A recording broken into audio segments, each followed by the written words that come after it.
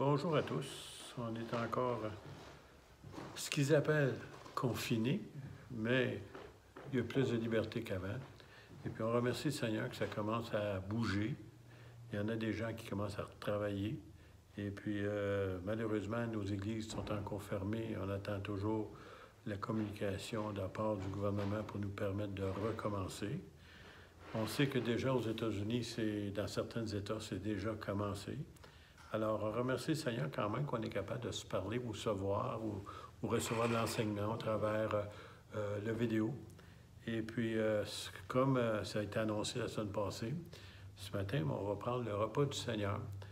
Et il y en a des gens qui nous m'ont demandé que ça leur manquait parce que justement, on ne peut pas le prendre en famille ou dans l'Église, mais on peut le prendre ensemble quand même au travers de cette vidéo. Alors, je vous encourage, si vous n'êtes pas déjà préparé, de préparer le jus de raisin, puis un morceau de pain aussi, ou du vin si vous en avez. Et puis, on va le prendre selon ce que le Seigneur nous a enseigné.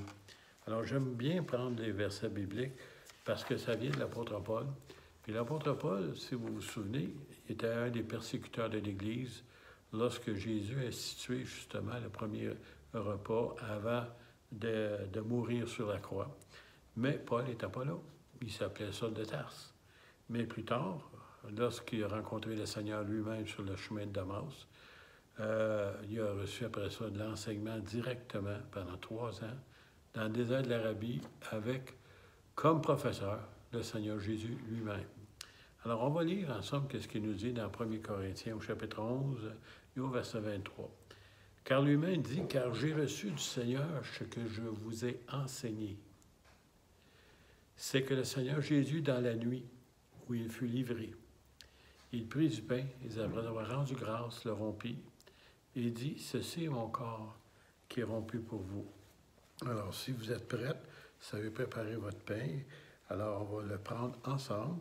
Et puis, justement, moi, j'avais déjà préparé ça d'avance. Alors, il dit, ceci est mon corps qui est rompu pour vous, faites ceci en mémoire de moi.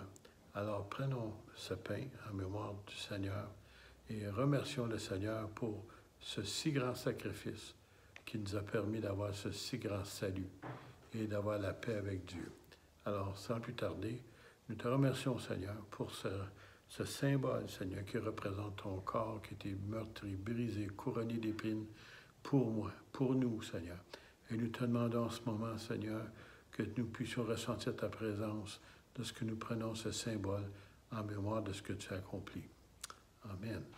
Nous mangerons tous maintenant.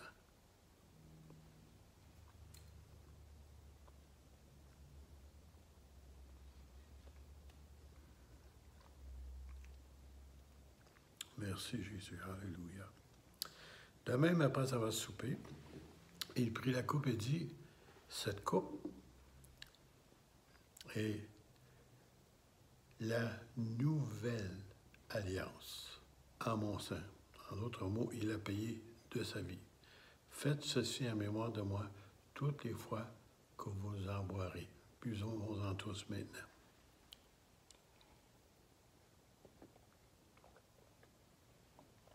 Merci Jésus. Nous te rendons grâce, Seigneur, pour le symbole que nous venons de prendre en mémoire de ce que tu as accompli pour nous. Et Seigneur, aussi en même temps, Seigneur, nous te demandons de toucher tes enfants, physiquement, spirituellement.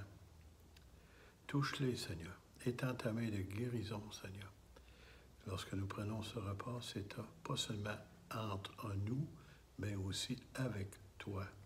Et Seigneur, nous le prenons en mémoire de ce que tu as accompli pour nous. Seigneur, merci pour ce privilège que tu nous accordes en ce jour. Et Seigneur, que ton Saint-Nom soit glorifié et béni maintenant tes enfants. Amen.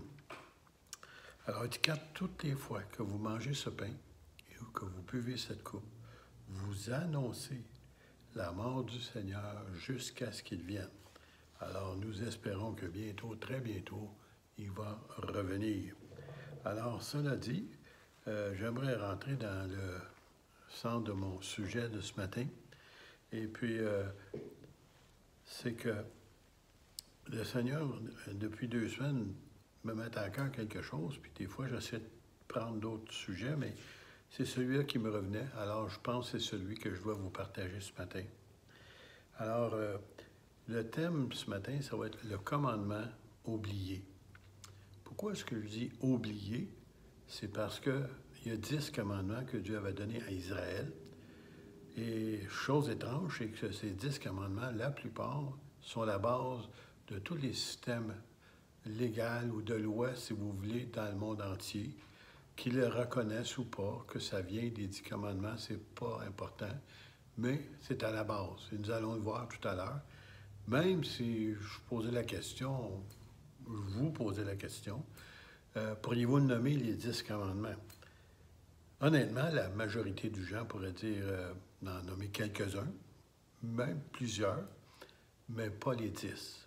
Alors, la raison pour laquelle je voulais le faire, je voulais prendre du temps pour vous montrer un commandement, entre autres, qu'on néglige, nous les Québécois, surtout, plus que d'autres choses.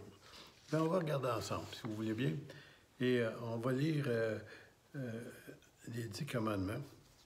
Et puis après ça, je vais vous raconter d'autres choses concernant cela.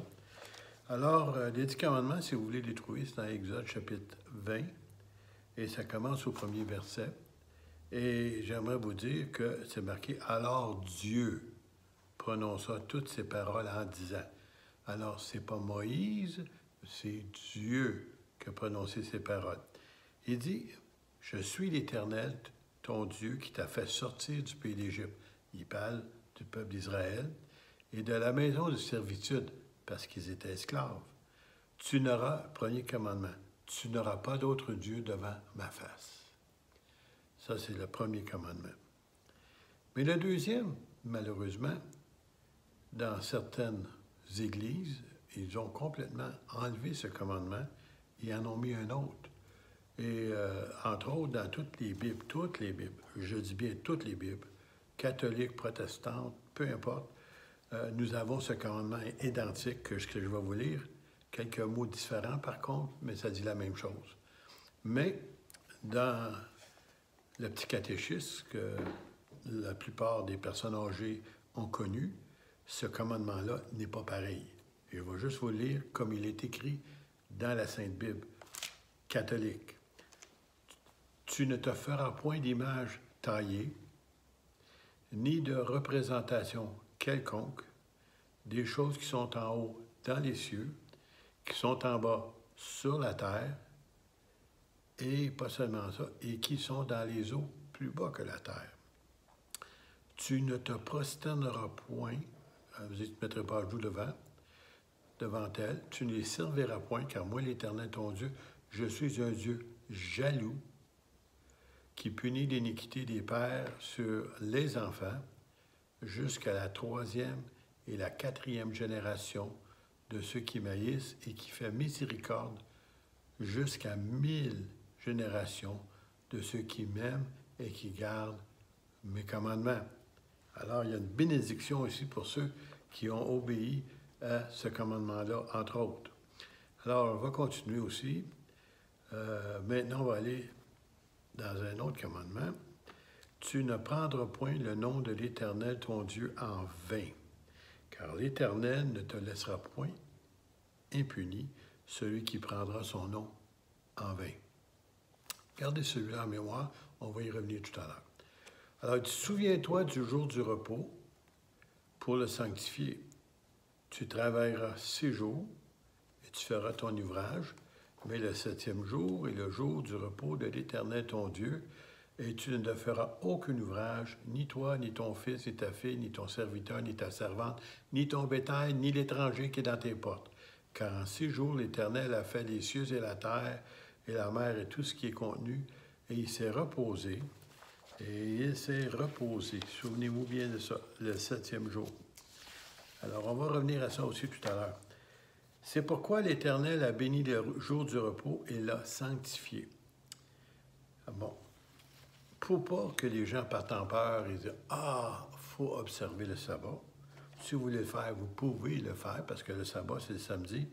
Mais j'aimerais vous lire quelque chose plus loin dans la même Bible et à partir du chapitre 31, juste pour éclaircir ce point-là, qui était très important.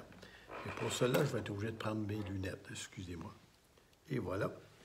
Et à partir du verset 12, l'Éternel parla à Moïse et dit, « Parle aux enfants d'Israël et dis-leur, vous ne manquerez pas d'observer mes sabbats, car ce sera entre moi et vous, qui vous, peuple d'Israël, et parmi vos descendants, les Juifs, un signe auquel on connaîtra que je suis l'Éternel qui vous sanctifie. » On va continuer un peu. Verset 14. « Vous observerez le sabbat, car il sera pour vous une chose sainte. Celui qui le profanera sera puni de mort. » Oh boy! Peine capitale. Bon, on continue. « Celui qui fera quelque ouvrage ce jour-là sera retranché du milieu de son peuple. On travaillera 6 jours, mais le 7e jour est le sabbat, le jour du repos consacré à l'Éternel. Celui qui fera quelque ouvrage le jour du sabbat sera puni de mort. » Wow! Et c'est fort, ça. Les enfants d'Israël observeront le sabbat. Je reviens encore. Les enfants d'Israël. OK, c'est clair. Observeront le sabbat et en le célébrant, eux et leurs descendants, comme une alliance perpétuelle. Et c'est pour ça, si vous rencontrez des Juifs dans un quartier juif à Montréal ou ailleurs dans le monde, vous allez voir que le sabbat, pour eux autres, c'est précieux parce que c'est quelque chose que Dieu a donné perpétuellement pour le peuple d'Israël. Alors, ce sera entre moi et les enfants d'Israël, je souligne, un signe qui devra durer à perpétuité, car en 6 jours, l'Éternel a fait les cieux et la terre, et le 7e jour, il a cessé son œuvre, et il s'est reposé. Bon, alors, pour ce commandement-là, bien entendu, il y a des gens qui disent « Ouais, mais comment se fait-il? » Ben oui, mais c'est clair, Dieu a dit que c'était un signe entre eux autres et Israël. Et les 10 commandements, premièrement, au début, avaient été donnés à Israël. Et on sait qu'Israël, malheureusement, ils ont beaucoup de fois désobéi à ce commandement-là. Alors, on va continuer dans un autre commandement qu'aujourd'hui est tellement négligé. « Honore ton père et ta mère, afin que tes jours se prolongent dans le pays que l'Éternel, ton Dieu, te donne. » Bien entendu, on sait qu'il parlait à Israël, mais c'est aussi valide pour nous autres d'honorer nos parents. « Honore ton père et ta mère. » Après ça, il dit « Tu ne tueras point. » Dans tous les systèmes du monde, on a ça de ne pas tuer. Hein? Puis la peine capitale est là souvent. « Tu ne commettras point d'adultère. » Oh oh! C'est écrit, ça? Oui, c'est écrit. Ça veut dire de ne pas commettre d'adultère. Ça veut dire d'infidélité envers notre conjoint, notre conjointe, notre mari, notre femme. Un autre, tu ne déroberas point. Oh, pas voler. C'est un commandement, ça. D'ailleurs, tous les systèmes judiciaires, ils ont ça, mais tu ne déroberas point. Ça fait un commandement de Dieu. Il est court, mais il est là. Tu ne colporteras point de faux témoignages contre ton prochain. Ça veut dire aller même en cours et dire des choses sur ton prochain qui ne sont pas vraies, mais aussi vraies comme chez vous ou ailleurs. Si vous dites des choses qui ne sont pas vraies contre quelqu'un, ça veut dire répandre des calomnies. Alors, tu ne feras pas, nous dit ce commandement-là. Et finalement, le dernier, tu ne convoiteras point la maison de ton prochain. Y a-tu une belle maison? Je nommerai donc ça d'avoir eu comme ça. C'est pas juste que ouais, tu es en train de convoiter. C'est ça que ça veut dire. Alors, tu ne convoiteras point la maison de ton prochain. Tu ne convoiteras point sa femme.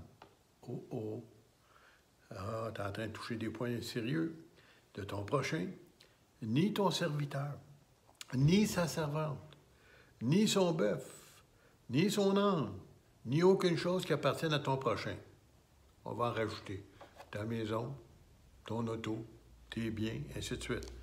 Alors, malheureusement, ces 10 commandements-là, la plupart d'entre nous, même chrétiens, on les a oubliés.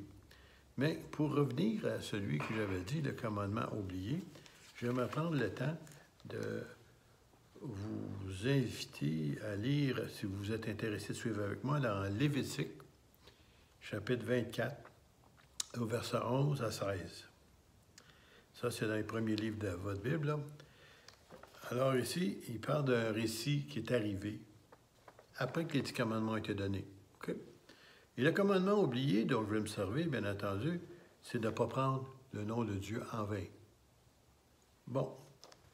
Alors, remarquez, le fils de la femme israélite, une juive, blasphéma et maudit le nom de Dieu.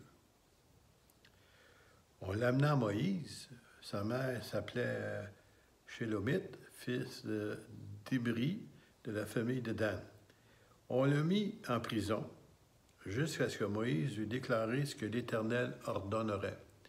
Alors, le jugement, c'est pas Moïse qui l'a apporté, c'est Dieu qui était pour donner qu'est-ce qui devait arriver à cet homme. Alors l'Éternel parla à Moïse et dit, fais sortir du camp, à l'extérieur, le blasphémateur. Tous ceux qui l'ont entendu poseront leurs mains sur sa tête. Et toute l'assemblée le lapidera. Ça veut dire lancer des pierres, des roches, jusqu'à temps que la personne décède. Tu parleras aux enfants d'Israël et tu diras, quiconque maudira son Dieu portera la peine de son péché. Cela dit, il y a environ, moi je voudrais dire à peu près 40 ans passés, lorsque je travaillais de nuit, puis je devais, à l'heure de notre dîner de nuit, c'était vers minuit, on se rendait dans un restaurant, et dans ce restaurant-là, qui est encore ouvert à cette heure-là, il y avait une télévision, puis il y avait des films québécois qui passaient. Pour avoir un film québécois, il faut absolument qu'on puisse blasphémer le nom de Dieu, qu'on puisse descendre tous les saints du ciel, si on peut, et tous les ustensiles de l'Église catholique, il faut les descendre, parce qu'on est catholique, il faut s'en servir dans nos films québécois. Puis moi, je regardais ça, puis j'avais honte de dire que j'étais un Québécois. Parce que moi, je ne blasphème pas, et moi, j'honore mon Dieu, puis ces choses-là me blessaient, malgré que je n'étais même pas de leur même religion, ça me choquait de les entendre dire des choses concernant leur propre religion. Alors, notre culture de notre religion ancestrale nous conduit à blasphémer le nom de notre Dieu. Vous avez bien compris? Notre culture de notre religion ancestrale. Je parle des Québécois. Nos films québécois sont remplis de blasphèmes. Même si vous écoutez nos fameux comédiens ou humoristes aujourd'hui, s'il n'y a pas une couple de blasphèmes au travers de l'émission, le monde ne les intéresse pas. Ou ça n'attire pas le monde, du moins, qui pense aux autres. Nous sommes reconnus comme étant des blasphémateurs. Il y en a un, entre autres, que je ne dirai pas le nom, là, que j'écoutais de temps en temps. Puis lui, honnêtement, je suis fier de lui parce que jamais qu'il prend le nom de Dieu en vain, jamais qu'il blasphème, jamais qu'il prend des choses pour choquer le monde. Puis pourtant, il est très comique lorsqu'il présente son humour. Alors, tout le monde le fait, c'est acceptable. On apprend à blasphémer avant de parler correctement. Avez-vous déjà pensé à ça? C'est exactement ce qui arrive au Québec. Je me souviens des fois, j'ose faire attention pour mentionner le nom, là, mais à un moment donné, il y a une personne qui arrive. Je comprends pas, mon fils, il dit des gros mots. Bien, son père, il dit des gros mots. Ça veut dire des blasphèmes. Puis je me demande qui prend ça. Ben oui, l'atmosphère est là dans la maison. Alors, le jeune, il apprend à parler comme les parents avant même de parler comme il faut. Alors, c'est pourquoi qu'on est rendu comme cela. Puis là, je vais vous expliquer quelque chose. Je vais prendre le temps de le faire. Ça ne presse pas, mais je veux que vous puissiez le saisir durant le temps qu'on se partage. Avez-vous remarqué que ce blasphémateur, il avait été puni de mort? Et que Dieu avait dit, tu ne prendras pas le nom de ton Dieu en vain.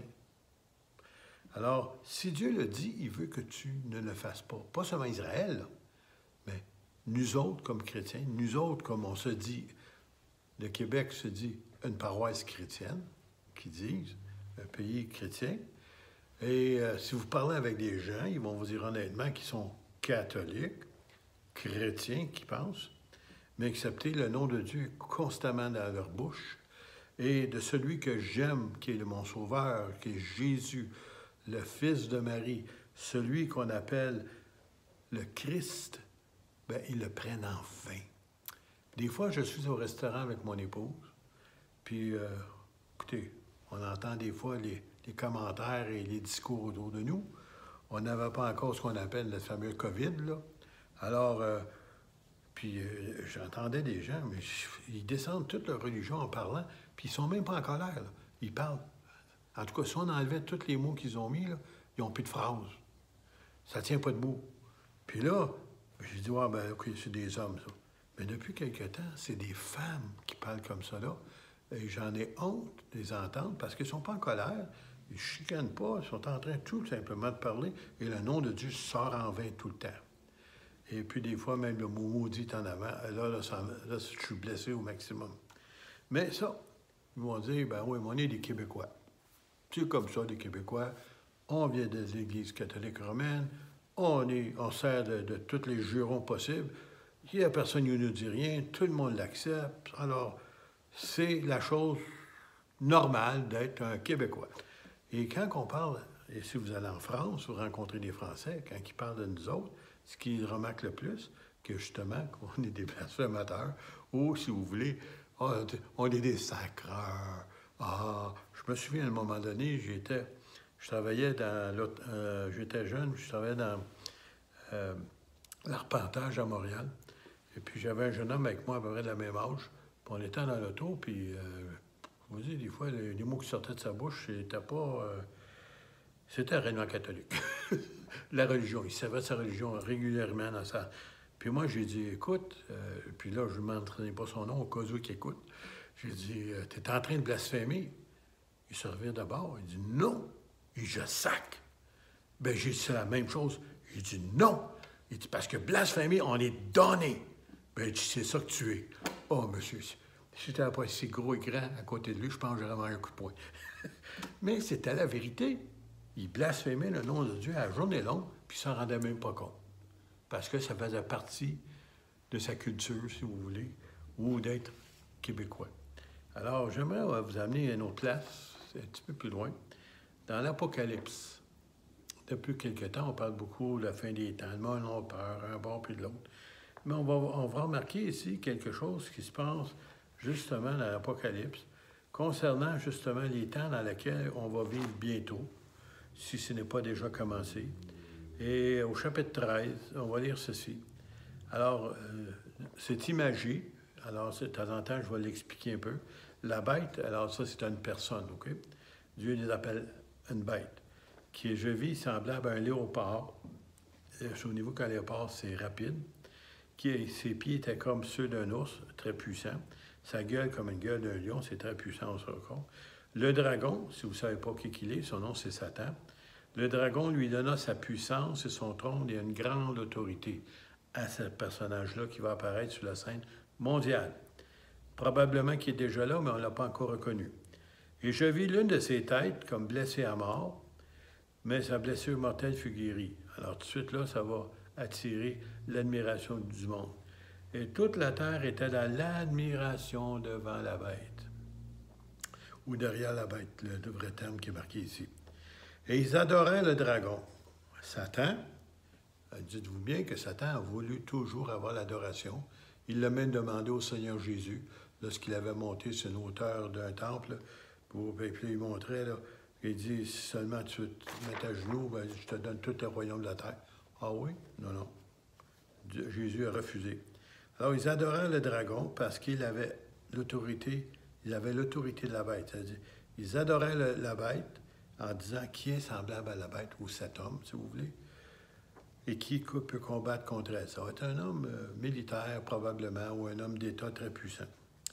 Et il lui fut donné une bouche qui proférait, regardez bien ça, et il lui fut donné une bouche qui proférait des paroles arrogantes et des blasphèmes.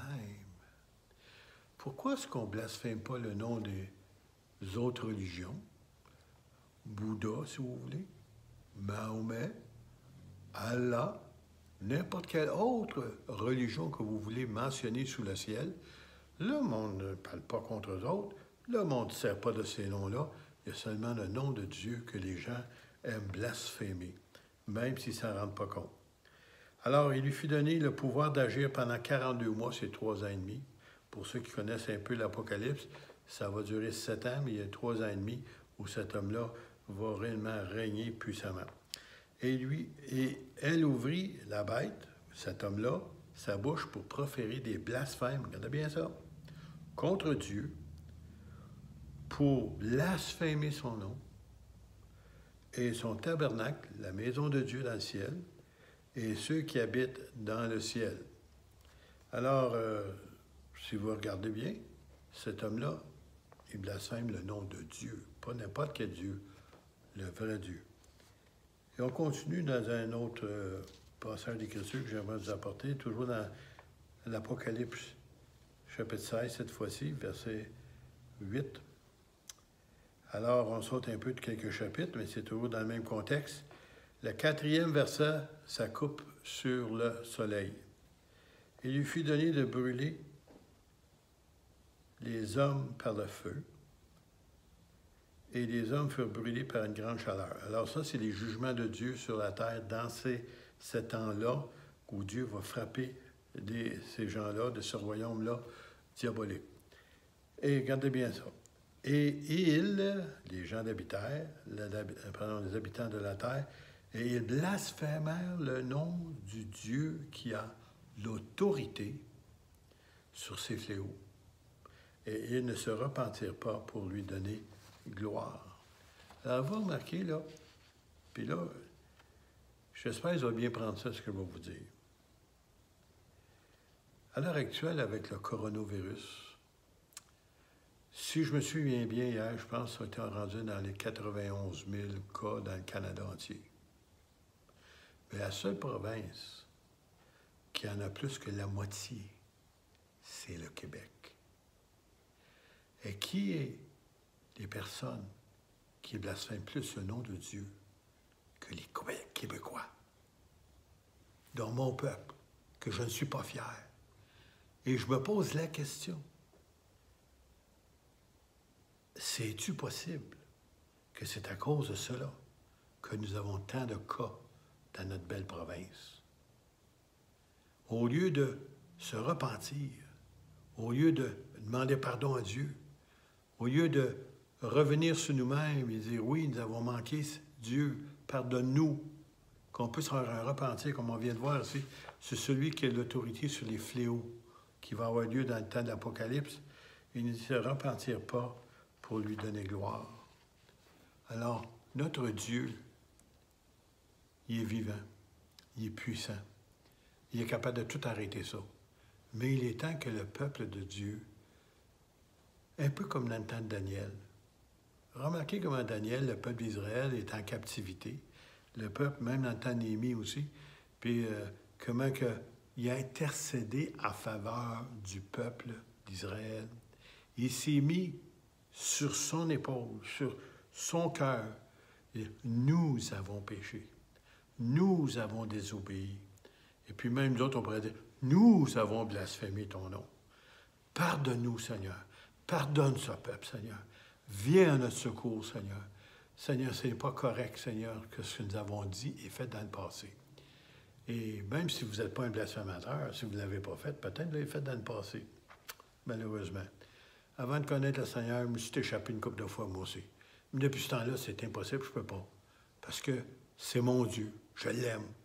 Je me souviens, à un moment donné, j'avais un copain, ça faisait à peu près un an de conversion, puis il arrête sa voiture pour me parler, puis il vient pour parler, puis il mentionne le nom du Seigneur Jésus, le Christ, en vain. Moi, j'ai dit, je l'ai arrêté, puis c'est un anglophone, puis je lui ai dit, arrête. J'ai dit, le nom que tu viens de mentionner, c'est mon Dieu, c'est mon Sauveur, puis je l'aime, puis je le sers. Je ne veux plus t'entendre dire ça dans ma présence. À chaque fois qu'il vient parler, puis il vient de s'échapper, oh, il mettait la main devant sa bouche, puis il ne le faisait pas. Il est temps que nous autres, on fasse quelque chose, pas seulement prier, mais aussi essayer de convaincre de changer de discours, parce que ça attire la malédiction sur eux et sur leurs enfants, puis automatiquement sur la province. Alors, peut-être vous le prendre, vous pouvez l'accepter pas, vous l'acceptez, acceptez pas, peu importe. ça m'a fait réfléchir dernièrement. J'ai dit, oui, Seigneur, comment se fait-il qu'on est si frappé, qui n'est pas la plus grosse province, là, hein?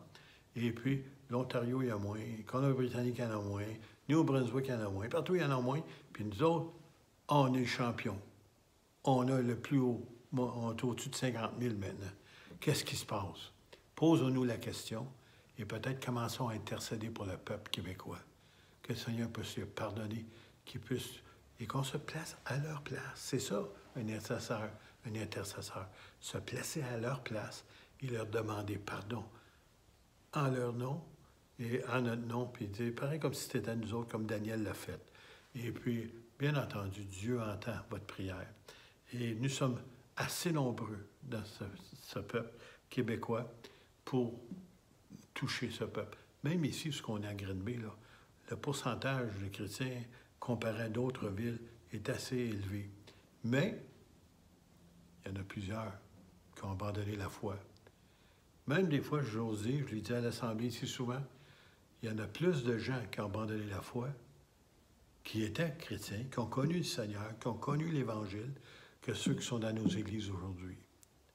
Et si pour une raison quelconque, ils décidaient, un bon dimanche, de tout retourner dans leurs propres assemblées, toutes nos églises sont trop petites pour les accueillir, parce qu'il y en a plus à l'extérieur qu'à l'intérieur. Peuple de Dieu, commençons à prier pour le peuple de Dieu. Ceux qui se sont éloignés, que Dieu puisse les amener à la repentance, qu'ils puissent reconnaître leur éloignement, qu'ils puissent reconnaître qu'ils sont perdus s'ils continuent dans leur éloignement et dans leur disrespect de leur cœur. J'aimerais aussi vous lire un autre passage avant de terminer. On va aller dans le verset 10 que je n'ai pas donné tout à l'heure, je crois. Là. Le verset 10, non pas. Oui, le chapitre, je pensais ça, 16 encore. 16, 10. Le 5e, c'est un ange qui verse des jugements sur la terre, sur le trône de la bête, et son royaume fut couvert de ténèbres, c'est-à-dire noirceur totale. Et les hommes mordaient la langue de douleur. Ça veut dire que c'est assez souffrant, qu'est-ce qui va se passer? Regardez bien cette verset 11. Et ils blasphémèrent le Dieu du ciel. À cause de leur douleur et de leurs ulcères, ils ont des ulcères, et ils ne se repentirent pas de leurs œuvres, ils ont continué à pécher et à blasphémer le nom de Dieu. Je vais vous donner un autre dernier verset. Toujours dans le chapitre 16, verset 21 cette fois-ci. Et là, ici, c'est un autre jugement qui tombe. Et ce jugement-là, c'est une grosse grêle. Je ne sais pas si vous avez remarqué depuis quelques années, les glaçons, les grêlons qui tombent sont de plus en plus gros.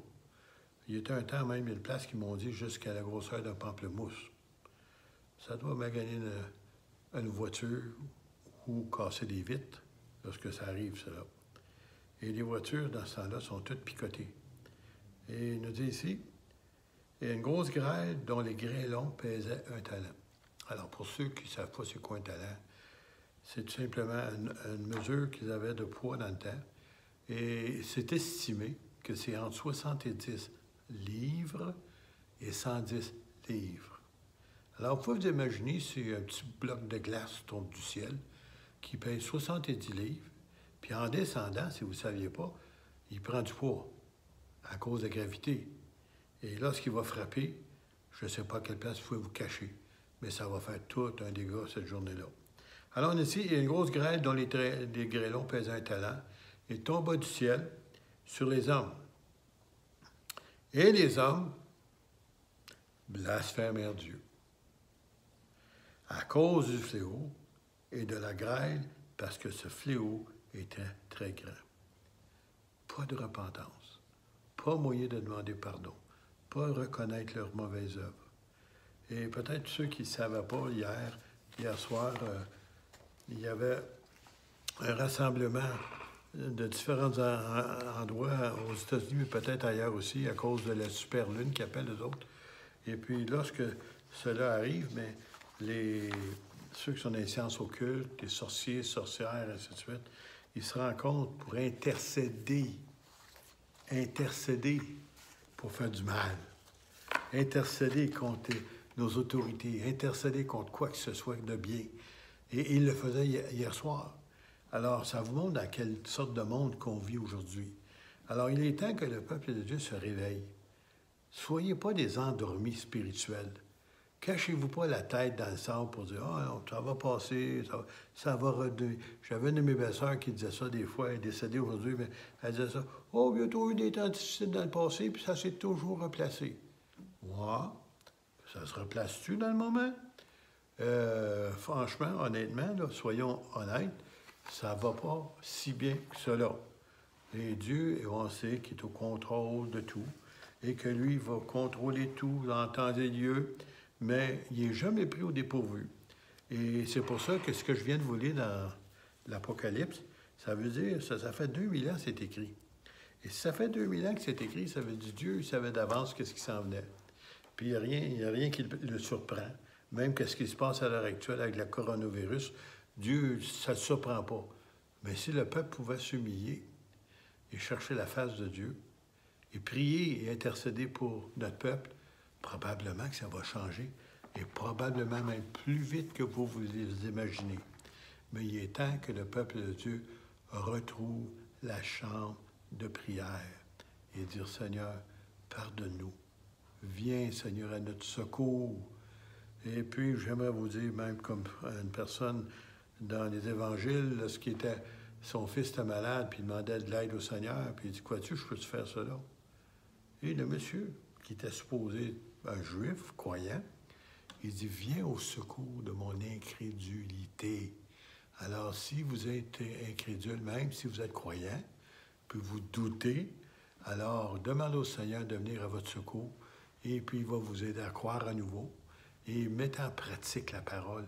Commencez à servir Dieu de tout votre cœur, et intercédez pour votre province, et pas seulement une province, mais le Canada aussi, là, parce qu'il y a quelque chose qui doit arriver. Il faut que ça change bientôt. Et nous sommes, vous et moi, l'Église est la solution de ce problème. Si nous prions, Dieu va agir, puis il va y avoir un changement dans notre belle province. Et on va pouvoir se souvenir de la puissance de la prière des enfants de Dieu. Bon Père Céleste, je te remercie maintenant pour tes enfants qui ont écouté cet enseignement. Seigneur, oui, on vit au milieu d'un peuple qui est blasphémateur. Comme Daniel disait, nous vivons au milieu d'un peuple réellement rebelle, un peuple désobéissant, un peuple qui va contre ta parole, Seigneur. Mais Seigneur Jésus, pardonne-nous. Pardonne ce peuple, Seigneur. Viens au secours, Seigneur. Viens au secours, Seigneur, de ton peuple. Viens au secours de tes enfants. Seigneur, donne-nous de te voir, te manifester encore une fois. Tu as un peuple nombreux, Seigneur, dans cette ville, mais tu as plusieurs enfants, Seigneur, qui t'appartiennent dans cette province. Seigneur, qu'on puisse s'unir ensemble pour voir ta gloire. Manifeste-toi dans ton nom précieux, Jésus. Et je te remercie. Amen. Soyez bénis, peuple de Dieu.